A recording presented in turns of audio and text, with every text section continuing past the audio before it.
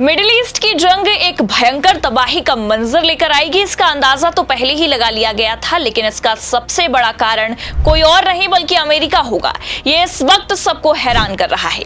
जी हां, आपको बता दें कि 2 हफ्तों का समय मांगने वाले अमेरिका ने अचानक से आज सुबह ही ईरान पर हमला कर दिया है, जिसके बाद मिडिल ईस्ट की ये लड़ाई और भी खतरनाक मोड़ लेती नजर आ रही है। नमस्कार, आप देखना शुरू कर चुके हैं 4 PM न्यूज नेटवर्क और मैं हूं आपके साथ प्रगति ठाकुर। दरअसल आपको बता दें कि 2 हफ्तों का समय मांगने के बाद अमेरिका ने जिस तरह से ईरान पर हमला किया, इसका सबसे बड़ा खामियाजा किसी और को नहीं बल्कि खुद इजराइल को भुगतना पड़ रहा है और इजराइल की हालत अब बद से बदतर होती नजर आ रही है। तो अमेरिका ने कैसे ईरान पर हमला करके अपने ही पैर पर कुल्हाड़ी मार ली है, आगे आपको खबर में बताएंगे। लेकिन सबसे पहले बात करते हैं कि आखिर कैसे इस हमले ने इजराइल की मुसीबत को बढ़ा दिया है। खबर देखिए आप न्यूज 18 की, इसमें लिखा है, अमेरिकी हमले से बौखलाया ईरान, इजराइल पर बोला मिसाइलों से हमला। तो जैसा कि पहले ही खामेनेई ने यह दावा किया था कि जिस तरह से इजराइल और अमेरिकी राष्ट्रपति की मिलीभगत चल रही है और अमेरिका की ओर से अगर कोई भी एक्शन इस मामले में लिया जाता है, एक्शन लेने की तैयारी की जाती है, तो उसका खामियाजा बहुत गहरा होगा। और अब आप देख सकते हैं कि ऐसा होता नजर भी आ रहा है। खबर में देखिए आगे लिखा भी है, मिडिल की जंग अब अपने सबसे खतरनाक मोड़ पर पहुंच गई है। ईरान और इजराइल की टकराव की आग में अब अमेरिका भी खुलकर कूद चुका है। अमेरिका ने ईरान के 3 परमाणु ठिकानों फोर्डो, नतांज और इस्फान पर इतिहास का सबसे सफल सैन्य हमला किया है। ट्रंप ने कहा है कि फोर्डो इज गोन, यानी फोर्डो अब अस्तित्व में नहीं रहा। इससे भड़के ईरान ने अब पलटवार शुरू कर दिया है। ईरान ने इजराइल पर मिसाइलों की बारिश शुरू कर दी है। तेल अवीव में सायरन बज रहे हैं। इजरायली डिफेंस फोर्स ने लोगों से सुरक्षित रहने को कहा है।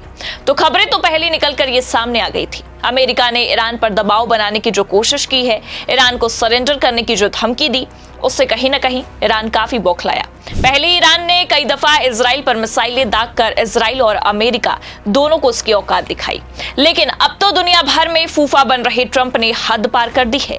दल बदलू होते होते ट्रंप ने ईरान पर अब तक का सबसे बड़ा हमला करके जहां एक तरफ इजराइल को फंसाया है, वहीं दूसरी तरफ अपने भी पैर पर कुल्हाड़ी मार ली है। आपको बता दें कि इस हमले में अमेरिका ने पहली बार अपनी सबसे ताकतवर बम तकनीक GBU-57A यानी कि बंकर बस्टर का इस्तेमाल किया। 13,600 किलोग्राम वजन की ये बम इतने घातक थे कि 60 से 90 मीटर गहराई में बनी फोर्डो की न्यूक्लियर साइट भी ध्वस्त हो गई। हमला करने आए 6 B-2 स्पिरिट स्टेल्थ बॉम्बर्स ने कुल 12 बंकर बस्टर गिराए हैं, जबकि 1 B-2 ने नतांज पर 2 और बम बरसाए हैं। अब जहां एक तरफ अमेरिका ने इस तरह के हमले किए, इस पर जवाबी कार्रवाई करते हुए ईरान ने सीधा इजराइल को टारगेट किया है। और खबर है कि इजरायली डिफेंस फोर्स का यह कहना है कि ईरान ने 40 बैलिस्टिक मिसाइलें इजराइल की ओर दागी हैं। यह अब तक का सबसे बड़ा अकेला हमला माना जा रहा है। कई स्थानों पर मिसाइलों के गिरने की खबर है और राहत दल वहां पहुंचकर घायलों की तलाश कर रहे हैं। दरअसल अमेरिका ने जिस तरह से हमला किया है और दुनिया में खुद को ऊंचा दिखाने के लिए ये चाल चली है, उसे देखते हुए अब ईरान भड़क उठा है और अमेरिका की ये गलती इजराइल पर भारी पड़ रही है, क्योंकि आपको बता दें कि बीते 24 घंटे में ईरान ने सीधे मिसाइल लॉन्च किए हैं। तेल अवीव में सायरन की आवाजें सुनाई दे रही हैं। सभी नागरिकों को सतर्क रहने तक की सलाह दे दी गई है।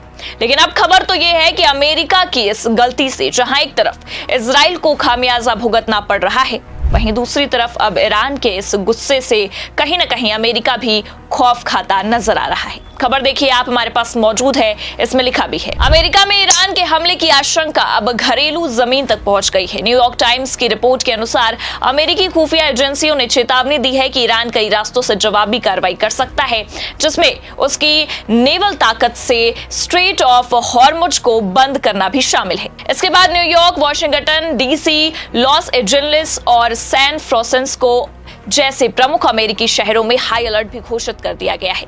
एयरपोर्ट, सैन्य अड्डों और सार्वजनिक स्थलों पर सुरक्षा भी बढ़ा दी गई है, क्योंकि आपको बता दें कि अमेरिका ने जिस तरह से ईरान को 2 हफ्ते का समय देने के बाद भी पीठ पीछे से हमला किया, डोनाल्ड ट्रंप के लिए ये भारी पड़ने वाला है, क्योंकि यही डोनाल्ड ट्रंप लगभग 2 दिन पहले ये कह रहे थे कि हम इजराइल के खिलाफ ईरान पर हमला करने के लिए 2 हफ्ते का समय चाहते हैं।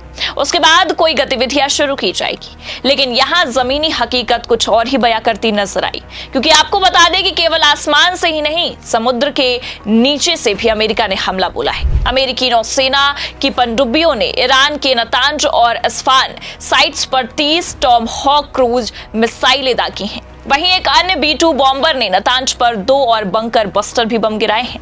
हालांकि इस पूरे मामले पर ईरान के विदेश मंत्री की भी प्रतिक्रिया सामने आई है। उन्होंने अपने सोशल मीडिया पर इस बारे में जानकारी दी है और कुछ बातें भी कही हैं। विदेश मंत्री ने लिखा है कि ईरान को अपने न्यूक्लियर ठिकानों पर हमलों के खिलाफ जवाब देने का पूरा वैध अधिकार है। हम अपनी संप्रभुता, हितों और जनता की रक्षा के लिए सभी विकल्प खुले रखते हैं। अरागची ने अमेरिका पर आरोप लगाया कि उसने संयुक्त राष्ट्र चार्टर, अंतर्राष्ट्रीय कानून और परमाणु अप्रसार संधि यानी कि NPT का खुला उल्लंघन किया है।